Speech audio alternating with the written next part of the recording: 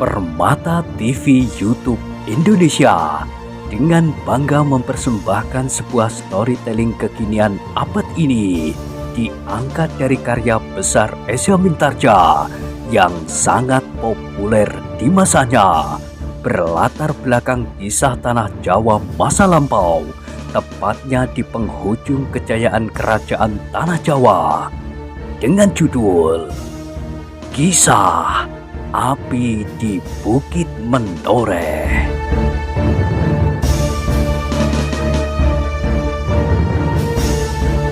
Pada kesempatan yang sangat baik ini, kita masuk pada episode yang ke-212.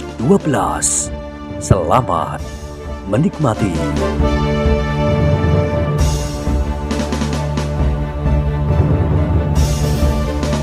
Pada episode sebelumnya telah diceritakan, Argojoyo menahan nafasnya. Ia memang sudah menduga siapakah gadis yang sedang berkelahi itu. Ia mengenalnya menilik tata geraknya, tetapi bukan itu saja. Ia mengenal gadis itu dengan baik, tetapi ia tidak menyangka bahwa gadis itu mempunyai kecakapan yang hampir sejajar dengan si Danti. Bukankah ilmu itu ilmu cabang perguruan Menoreh?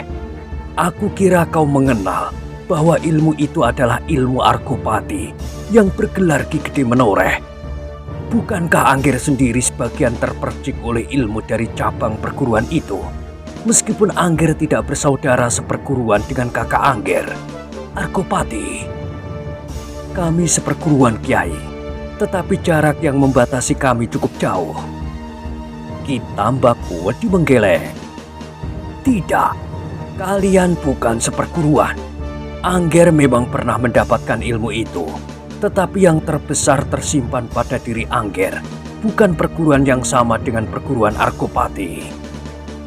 Argojoyo menganggukkan kepalanya. Tetapi gadis itu adalah seorang gadis yang menyimpan ilmu dari cabang perguruan Menoreh. Kau lihat bukan? Ya Kiai, aku mengenalnya seperti aku mengenal si Danti. Tetapi dalam pakaian laki-laki, aku semula agak kabur karenanya. Tetapi kini aku sudah yakin bahwa aku tidak akan salah lagi. Ki Tambak Wedi mengangguk-anggukkan kepalanya. Luar biasa, ilmu yang dimilikinya belum matang benar. Seharusnya ia bukan lawan yang terlampau berat bagi si Danti. Mungkin si Danti sudah mengenal bahwa lawannya seorang gadis. Si Danti harus mengenalnya. Tetapi pakaian laki-lakinya, apalagi mereka berkelahi di dalam gelap, itulah yang menyebabkan si Danti tidak segera mengetahui dengan siapa ia sedang berkelahi. Tetapi ternyata Kakang Argopati telah membuat suatu teka-teki. Aku tidak pernah melihat anak itu berlatih sama sekali. Tetapi tiba-tiba aku melihatnya ia sudah berada dalam tataran yang demikian tinggi. Aku melihatnya sehari-hari sebagai seorang gadis pendiam dan pemalu. Tetapi dalam pakaian laki-laki, ternyata ia cukup garang. Kau mengenal gadis itu, Ger? Bukan hanya sekedar mengenal tata geraknya. Tentu.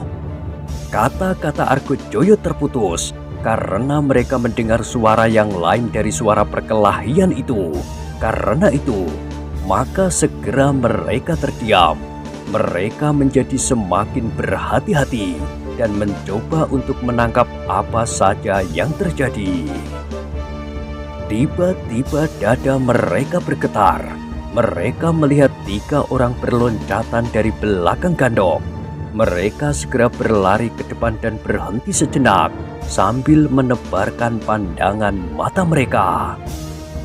Di sana, aku sudah menduga gemerincing senjata itu. Salah seorang dari mereka berkata lantang. Ketiganya segera menghadap ke arah suara yang mereka dengar. Suara gemerincing senjata. Gemerincingnya pedang si Danti yang beradu dengan sepasang senjata lawannya.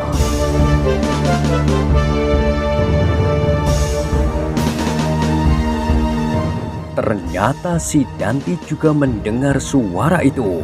Terasa betapa dadanya bergelora. Sesaat ia menjadi bingung, apakah yang akan dilakukannya?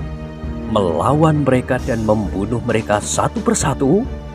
Kalau ia tidak ragu-ragu dan tidak tertahan oleh pesan gurunya, lawannya itu pun telah binasa. Ia ingin mengalahkannya dan sekedar membuatnya pingsan tanpa menggores kulitnya dengan ujung pedangnya. Tetapi justru dengan demikian keadaannya menjadi semakin sulit. Kehadiran ketiga orang itu telah mencemaskan hati Ki Tambakuwedi pula. Kalau si Danti menjadi bingung, maka ia pasti akan berbuat di luar perhitungan. Mungkin ia menjadi mata gelap. Ia akan berusaha untuk membinasakan lawan-lawannya tanpa pertimbangan lain. Asal mereka tidak dapat mengenalnya, tidak dapat mengetahui bahwa yang menutupi wajahnya dengan ikat kepala itu adalah si Danti putra Argopati. Ternyata Argojoyo pun berpikir demikian pula. Tetapi ia menjadi lebih cemas lagi karena ia yakin bahwa ia mengerti benar siapakah gadis lawan si Danti itu. Kiai, Argojoyo itu kemudian berdesis, perkelahian itu harus dicegah. Iya, sahut Ki Tambakwedi. Aku akan membuat mereka kehilangan lawannya. Aku akan mengambil dan menyingkirkan si Danti. Mereka akan mengejar. Aku terpaksa menghilangkan kesadaran mereka untuk sementara. Hanya sekedar memberi kesempatan si Danti untuk melarikan diri. Tetapi bagaimana gadis itu? Oh, siapakah gadis itu? Angger belum mengatakannya. Pandanwangi. Pandanwangi. Ulang Ki Tambakuwedi sambil mengerutkan keningnya. Pandanwangi kau bilang? Iya. Dada Ki Tambakuwedi berdesir. Sejenak ia termangu-mangu. Nama itu telah mengejutkannya.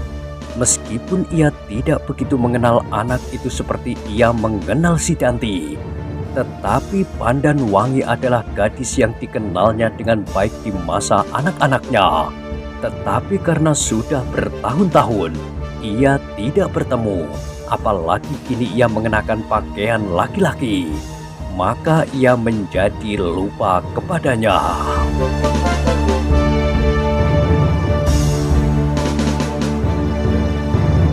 Bukankah Kiai pernah mengenalnya dahulu? Ya, aku pernah mengenalnya. Tetapi sudah bertahun-tahun yang lalu. Aku sudah lama sekali tidak mengunjungi Argopati itulah. Sebabnya aku melihat ilmu Argopati ada padanya. Lalu, apakah yang akan kita lakukan sekarang? Ki Tambakuwedi terdiam sejenak. Ia melihat ketiga orang yang berlari-lari itu sudah berada di samping tempat perkelahian antara si Danti dan gadis yang bernama Pandanwangi itu. Aku menjadi agak bingung, tetapi sebaiknya perkelahian yang lebih seru harus dicegah. Ki Tambakuwedi berhenti sejenak, lalu katanya, tetapi apakah si Danti mengenal gadis itu? Melihat perkelahian itu, aku kira si Danti belum mengenalnya. Apalagi kini, Argojoyo menjadi tegang. Lihat Kiai, si Danti hampir menjadi mata gelap. Ketika Ki Tambakuwedi memandang perkelahian itu, ternyata ia melihat tekanan si Danti menjadi semakin dahsyat. Ia tampaknya telah kehilangan segala pengamatan diri karena ia kehilangan akal. Ia tidak menemukan cara yang sebaik-baiknya untuk menghindar dan karena kecemasannya itu, dirinya akan dikenal. Dengan demikian maka ia tidak akan dapat mengekang dirinya lagi. Ia harus melawan dan berusaha menutup mulut orang-orang itu. Bagaimanapun caranya, memang ada juga terbersit pikiran di kepalanya untuk melarikan diri.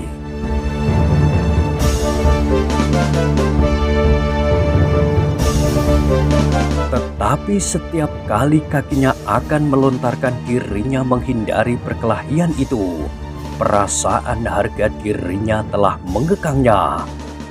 Sehingga setiap kali ia menjadi ragu-ragu, akhirnya ia tidak mendapat kesempatan lagi ketika ketiga orang yang baru datang itu mengepungnya. "Jangan diberikan kesempatan untuk melarikan diri," berkata salah seorang dari mereka. "Kita harus tahu siapakah orang ini." Si Danti hanya dapat menggertakkan giginya. Ia selalu saja dibayangi oleh kecemasan tentang dirinya sendiri. Ia tidak berani mengucapkan kata-kata supaya suaranya tidak dikenal. Ketika ketiga orang itu sudah menarik senjata masing-masing, maka si Danti tidak akan dapat berbuat lain melawan. Kalau terpaksa, kalau terpaksa apa boleh buat, pedangnya akan dapat membuat penyelesaian. Tetapi ketika ketiga orang itu sudah mulai menggerakkan pedangnya, tiba-tiba mereka mendengar suara tertawa di belakang gerumbul yang rimbun. Tanpa berjanji mereka berloncatan menjauhi lawan-lawannya untuk mendapat kesempatan berpaling. Meskipun pedang-pedang mereka siap untuk bergetar, tetapi mereka memerlukan juga menunggu siapakah yang akan keluar dari dalam rimbunnya gerumbul itu. Yang kemudian muncul di dalam kegelapan itu adalah dua bayangan sosok tubuh yang hitam. Mereka tidak segera dapat mengenal, namun sejenak kemudian salah seorang dari kedua orang itu berkata sambil tertawa, "Cukup si Danti, permainan yang menyenangkan." Si Danti terkejut bukan buatan. Ia mengenal suara itu, suara pamannya, Argojoyo. Tetapi pamannya telah menyebut namanya, sedang ia sendiri mati-matian menyembunyikan dirinya dari pengenalan orang-orang itu.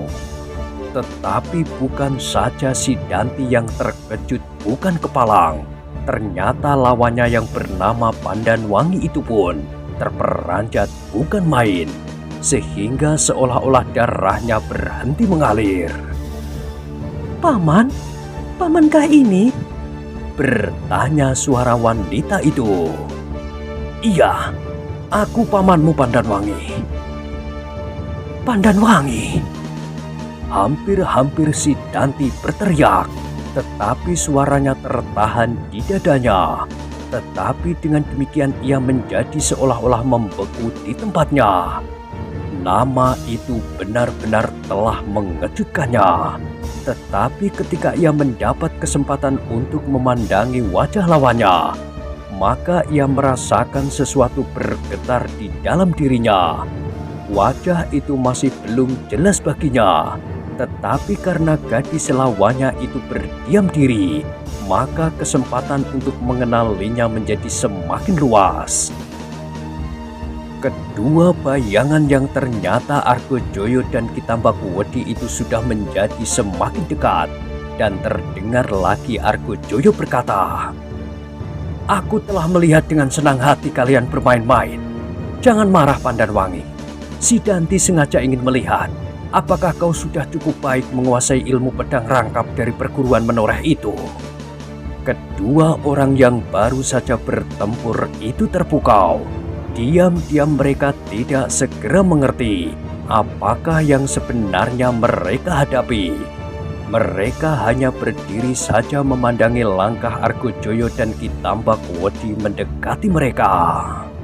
"Pandanwangi," berkata Argojoyo kemudian, "Si Danti telah terlampau lama, bahkan bertahun-tahun tidak bertemu dengan kau, karena kakakmu itu sedang menuntut ilmu di Padepokan Tambakwedi. Ketika kakakmu menjejakkan kakinya di tanah perdikan ini, untuk pertama kali setelah bertahun-tahun tidak melihatnya, maka yang pertama-tama ditemuinya adalah kau dalam pakaianmu yang aneh itu, sehingga timbullah niatnya untuk mengganggumu." Pandanwangi mengerutkan keningnya. Ketika ia berpaling memandangi wajah orang yang baru saja berkelahi melawannya, ia masih melihat wajah itu tertutup ikat kepala. "Bukalah penyamaranmu, Sidanti," berkata Argojoyo. "Bukankah kau tidak perlu lagi memakainya? Kau sudah cukup mengganggu adikmu dengan cara itu. Sekarang bukalah, kau sudah terlampau lama membuat adikmu berdebar-debar." Sidanti masih belum tahu benar apakah yang sebenarnya dimaksud oleh paman dan gurunya. Tetapi ia tidak dapat membantah lagi. Dengan ragu-ragu dibukanya tutup wajahnya. "Nah, bukankah ia seorang anak muda yang bernama Sidanti, putra Kakang Argopati?" desis Argojoyo sambil tertawa. "Apakah kau sudah tidak dapat mengenal wajah kakakmu lagi, Pandanwangi? Aneh, Sidanti tidak banyak mengalami perubahan. Sedang kau yang sedang tumbuh dalam masa-masa yang paling cepat tidak dapat mengelabui kakakmu, walaupun kau memakai pakaian yang aneh itu pula." Tetapi, tergagap Pandanwangi berkata, tetapi dari mana paman tahu kalau aku berada di sini? "Bukankah kau sering berada di tempat ini?" Pandanwangi menjadi ragu-ragu, tetapi Argojoyo pun menjadi berdebar-debar. Pertanyaan yang aneh-aneh dapat membuatnya bingung untuk mencari jawab. Tetapi, Pandanwangi masih ingin bertanya lagi, tetapi Argojoyo mendahului. "Lihatlah baik-baik, itu adalah kakakmu, Sidanti." Pandanwangi berpaling sekali lagi memandangi wajah Sidanti yang kini sudah tidak tertutup lagi. Meskipun sudah lama mereka tidak bertemu, tetapi garis wajah itu sama-sama dapat dikenalinya. "Marilah kita pergi ke halaman. Cahaya lampu itu akan segera memperkenalkan kalian." Argojoyo segera membimbing Pandanwangi berjalan mendahului yang lain, pergi ke halaman.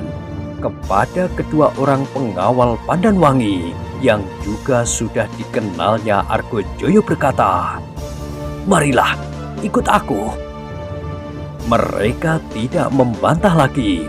Mereka segera berjalan ke halaman depan rumah Ki Sentul yang cukup luas. Yang tinggal di dalam kegelapan adalah Sidanti dan Ki Tambakwedi. Ketika jarak mereka menjadi semakin jauh dengan Argojoyo dan orang-orang menoreh yang lain, maka Ki Tambakwedi berbisik, "Tidak ada cara lain. Lebih baik kau berpura-pura mencoba adikmu untuk melihat ilmunya atau sengaja mengganggunya." Sidanti menarik nafas dalam-dalam. Kini ia menjadi jelas maksud paman dan gurunya itu. Namun meskipun demikian ia berkata, "Tetapi pertanyaan-pertanyaan Pandanwangi akan membingungkan aku, guru. Seperti yang ditanyakannya kepada paman Argojoyo. Kenapa kita mengetahui bahwa Pandanwangi ada di tempat ini?" Ki Tambakwedi mengerutkan keningnya. Kemudian ia bertanya, "Di mana kau temui anak itu?" "Ia menghampiri aku di halaman ini ketika aku akan naik ke pendopo. Tetapi karena aku takut dikenal di dalam cahaya lampu minyak di pendopo, akulah yang menyerangnya di dalam gelap." "Di mana ia berada? Atau dari mana ia datang?" "Dari arah Gandok. 3 orang pengawalnya datang dari belakang Gandok itu pula. Kalau begitu, mereka pasti ditempatkan di Gandok itu sebagai tamu. Nah, katakan bahwa kau telah mengintainya dari luar Gandok." "Tetapi, kenapa aku masuk ke halaman ini dan sampai ke Gandok itu?" "Bukankah tempat itu seakan-akan menjadi pesanggrahan keluargamu? Katakan, kau memang sedang melihat-lihat apakah ada salah seorang anggota keluargamu yang sedang berada di sini?" Sidanti mengangguk-anggukkan kepalanya. Meskipun hatinya masih berdebar-debar, ternyata gadis itu adalah adiknya sendiri. Tetapi sudah sekian lama ia tidak bertemu. Sejak yang terakhir ia mengunjungi kampung halamannya, apalagi dalam pakaian laki-laki di dalam kegelapan pula. Aneh, desisnya tiba-tiba. Ia mampu berkelahi. Kau tidak mengenal ilmu itu? Tidak. Ilmu ayahmu, ilmu Arkopati. Memang ayahmu tidak mau membimbingmu dan menyerahkannya kepadaku. Kenapa, Guru? Bertanya si Danti.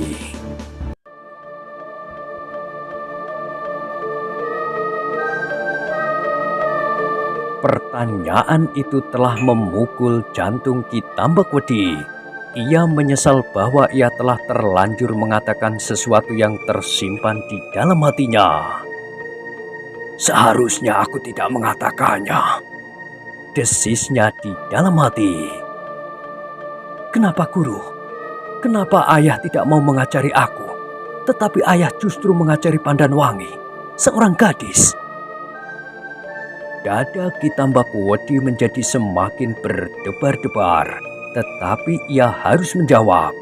Katanya, itu adalah cara ayahmu untuk memperkaya ilmu perguruan menoreh. Ayahmu merasa bahwa aku mempunyai kemampuan yang seimbang, maka dititipkannya kau kepadaku dan diturunkannya ilmunya kepada Pandanwangi. Bukankah dengan demikian kau dan Pandanwangi akan mampu bersama-sama menyusun ilmu yang lengkap dan mengagumkan kelak? Si Danti mengerutkan keningnya. Memang hal yang demikian itu mungkin saja terjadi, tetapi masih juga kurang dapat dipahami. Kenapa ayahnya menempuh cara itu untuk memperkaya ilmu perguruan menoreh? Kenapa ayahnya, Arkopati, tidak saja bersama-sama dengan Ki Tambakwedi menyusun suatu ilmu yang mencakup berbagai macam unsur dari kedua cabang perguruan yang memiliki nama yang cukup besar itu? Apabila demikian, dan mereka dapat menemukan unsur-unsur yang dapat dipadukan dalam suatu bentuk yang baru, maka ilmu itu akan menggemparkan seluruh Demak.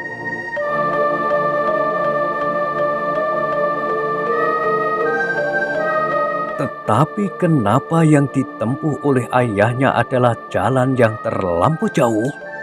Menyerahkannya kepada Ki Tambakwedi dan menurunkan ilmunya kepada Pandanwangi, adik perempuannya. Kemudian baru dicari kemungkinan untuk memadukan kedua ilmu itu.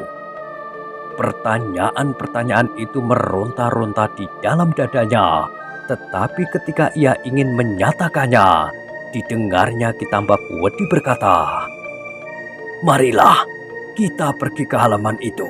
Lihat, mereka telah menunggu kita." Si Danti berpaling.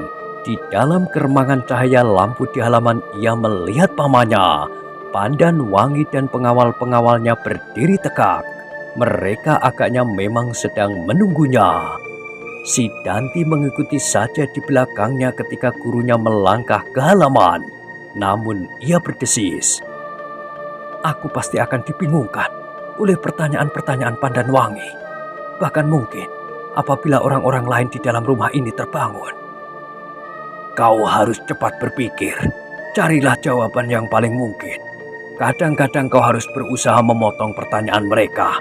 Dan kita seharusnya tidak terlampau lama tinggal di rumah ini. Malam ini juga kita akan meneruskan perjalanan." "Tetapi bagaimana dengan pakaian kita, Kiai? Bahkan kita terlampau lusuh dan kotor." "Jangan hiraukan.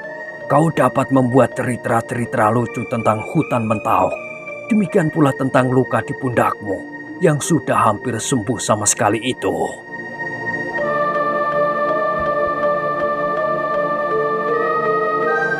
Dada si Danti menjadi semakin berdebar-debar ketika ia menjadi semakin dekat dengan orang-orang menoreh yang telah agak lama ditinggalkannya. Namun kemudian cahaya lampu telah menolongnya untuk mengenali wajah gadis yang telah mampu melawannya itu.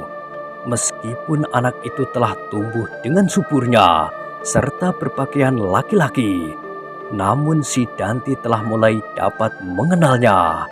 Anak itu memang Pandanwangi, tetapi ternyata Pandanwangilah yang lebih dahulu menegurnya. Hampir berteriak ia memanggil, Kakang Sidanti, bukankah kau benar-benar Kakang Sidanti? Si Danti menganggukkan kepalanya, tetapi suaranya tersendat di kerongkongan, sehingga jawabnya terlampau pendek. Iya. Pandanwangi tertegun sejenak, tetapi semakin dekat semakin jelas baginya bahwa orang yang semula menutup wajahnya dengan ikat kepalanya itu adalah si Danti. Si Danti yang telah menyarungkan pedangnya itu mendekatinya dengan penuh kebimbangan.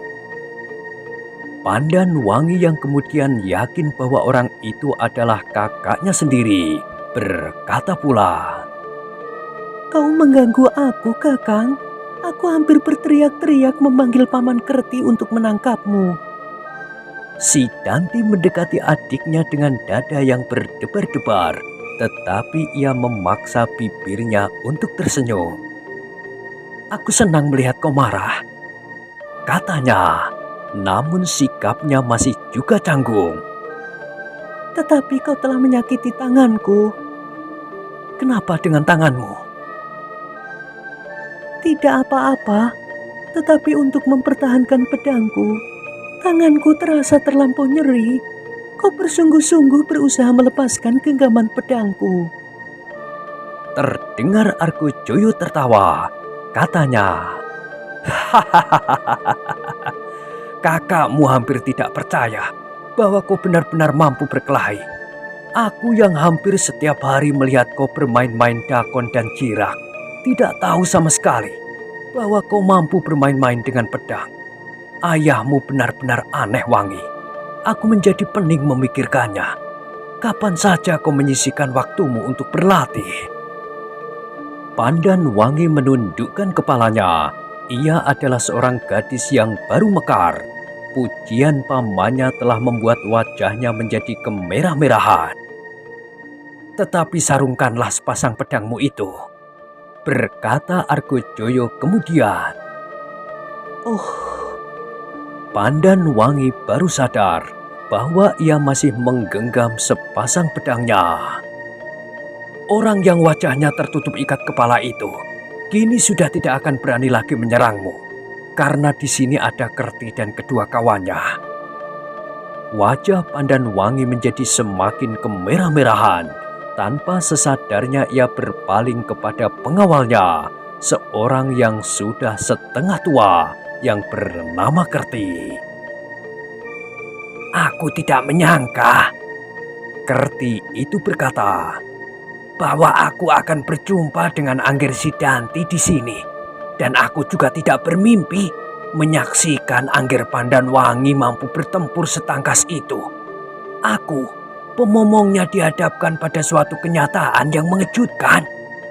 ah, kau juga mengganggu aku, Paman. Benar, Angger Sidanti, adikmu, Angger Pandanwangi memang luar biasa. Aku memang pernah melihat Angger Pandanwangi berlatih, tetapi tidak berlatih bermain pedang. Angger Pandanwangi selalu berlatih memanah, dan malam ini aku mengantarkannya untuk berburu nanti lewat tengah malam. Tetapi tanpa aku duga bahwa aku akan bertemu dengan Angger Sidanti dan sekaligus melihat kedua bersaudara ini memamerkan ilmunya masing-masing. Aku tidak ingin memamerkan kecakapan itu, Paman. Potong Pandanwangi. Iya, maksudku, aku melihat Angger berdua adalah anak-anak muda yang luar biasa. Lebih-lebih Angger Sidanti. Bukan main. Meskipun agaknya Angger tidak bersungguh-sungguh, tetapi aku menjadi ngeri karenanya. Sidanti tersenyum. Meskipun senyumnya masih juga hambar, ia memang sudah mengenal Kerti sebagai seorang yang meskipun sudah setengah umur, tetapi masih juga senang bergurau dan jenaka, dan orang itu masih berkata lagi, "Ketika aku melihat Angger bertempur melawan Angger Pandanwangi, aku menjadi ragu-ragu untuk berbuat sesuatu. Aku dan kedua kawanku ini sebenarnya harus mengawal Angger Pandanwangi, tetapi ternyata kamilah yang dikawal olehnya, karena kami tidak berani ikut campur melawan Angger Sidanti." Hampir bersamaan Sidanti dan Pandanwangi berdesah. Sekarang, Kerti itu berkata, "Kita akan membangunkan Ki Sentul. Aku ingin memperkenalkannya dengan Angger Sidanti." "Aku sudah mengenalnya." "Oh, tetapi Angger Sidanti yang dahulu, bukan Angger Sidanti yang sekarang." "Terima kasih Paman Kerti. Tetapi aku segera ingin menghadap ayah." Kerti itu mengerutkan keningnya. "Jadi Angger mampir ke halaman ini hanya sekedar ingin mengganggu Angger Pandanwangi?" Sidanti menjadi ragu-ragu sejenak ketika ia berpaling kepada gurunya kemudian kepada pamannya. Ia tidak segera mendapat kesan apapun dari kedua orang itu. Sementara Kerti telah menyambung kata-katanya. "Kau memang senang bergurau sejak kanak-kanak, Nger. Marilah, singgah ke rumah ini. Ki Sentul akan sangat bergembira melihat Angger." Sidanti masih belum dapat menyahut. "Ki Sentul akan menjadi kagum mendengar cerita tentang Angger Sidanti dan Angger Pandanwangi." Sidanti masih juga diam, tetapi Argojoyolah yang menyahut. "Terima kasih Kerti. Kami sekarang tidak sedang bertamasya mengantarkan Sidanti berburu, tetapi kami membawa seorang tamu yang akan bertemu dengan Kakang Argopati." "Siapa?" "Ki Tambakwedi, guru Sidanti." "Oh, yang mana?" "Kenapa kau bertanya?" sahut Argojoyo. "Kami hanya bertiga. Kau mengenal aku dan Sidanti." "Oh, hehehe." Tiba-tiba Kerti menganggukkan kepalanya dalam-dalam kepada Ki Tambakwedi. Sekilas dilihatnya wajah orang tua dari lereng Gunung Merapi itu. Terasa sebuah desir yang lembut menggores dadanya. Mata yang tajam setajam burung hantu di dalam kegelapan, hidung yang mancung, kumis yang hitam dan garis-garis wajah yang tegas tergores di sisi matanya yang seolah-olah menyala.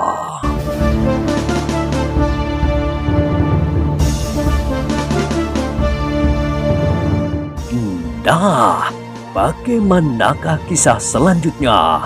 Silahkan ikuti terus Kisah Api di Bukit Menoreh pada episode berikutnya. Sampai jumpa.